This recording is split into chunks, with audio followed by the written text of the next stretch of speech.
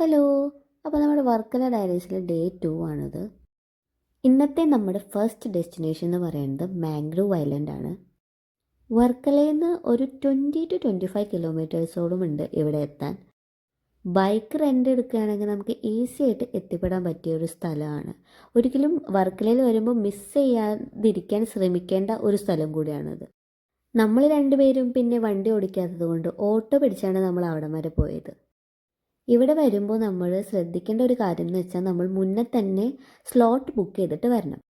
അവിടെ ഒരുപാട് ആക്ടിവിറ്റീസ് ഉണ്ട്, like kayaking, speed boat, country boating, ഇതൊക്കെയുണ്ട്. നമ്മൾ കൺട്രി ബോട്ടാണ് സെലക്ട് ചെയ്തത്.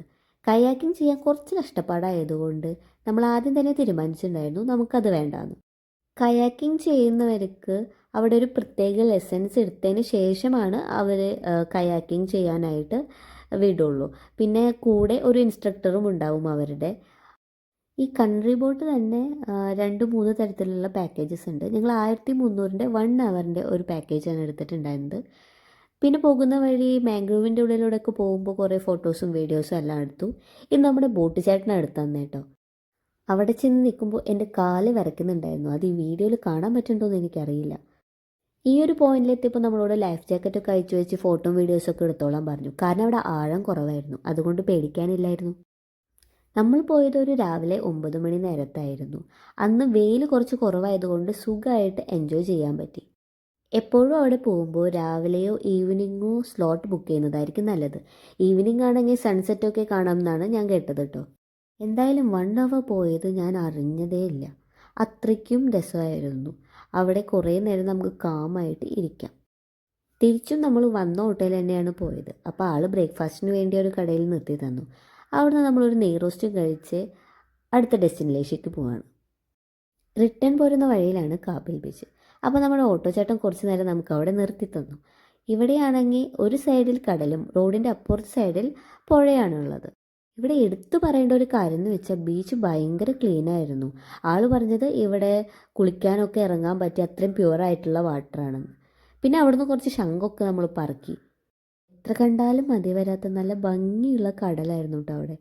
അതിനുശേഷം നമ്മൾ ഓട്ടോ ചേട്ടൻ്റെ അടുത്ത് പറഞ്ഞു നമ്മൾ ക്ലിഫിൽ ഇറക്കി വിട്ടുവെന്ന്. അങ്ങനെ നോർത്ത് ക്ലിഫിൽ നിന്ന് ക്ലിഫിൻ്റെ മേലെ നിന്ന് ഞങ്ങൾ സ്റ്റെപ്പ് ഇറങ്ങി കടലിലോട്ട് പോകുന്ന വഴിയാണത്. നല്ല കുത്തനെയുള്ള ഇറക്കമായിരുന്നു. ഒരു കാല് തെറ്റിക്കഴിഞ്ഞിട്ടുണ്ടെങ്കിൽ വേഗം തന്നെ അടിയിലെത്തായിരുന്നു. ഇത് വർക്കല മെയിൻ ബീച്ചാണ്. ഇവിടെ കുറച്ച് തിരക്കൊക്കെ ഉണ്ട്. നമ്മൾ നേരത്തെ കണ്ട കടലിൽ അത്ര തിരക്കുണ്ടായിരുന്നില്ല കേട്ടോ. പിന്നെ ക്ലിഫിൻ്റെ മേലെ നിന്നുള്ള വ്യൂ ഭയങ്കര അടിപൊളിയായിരുന്നു കേട്ടോ. അന്നത്തെ ദിവസം വെയിലില്ലാത്തത് കൊണ്ട് സുഖമായിട്ട് ഇതെല്ലാം കണ്ട് ആസ്വദിക്കാൻ പറ്റി. ലഞ്ച് കഴിക്കാൻ വേണ്ടിയിട്ട് നമ്മൾ ഡാർജിലിംഗ് കഫേയിലാണ് പോയത്.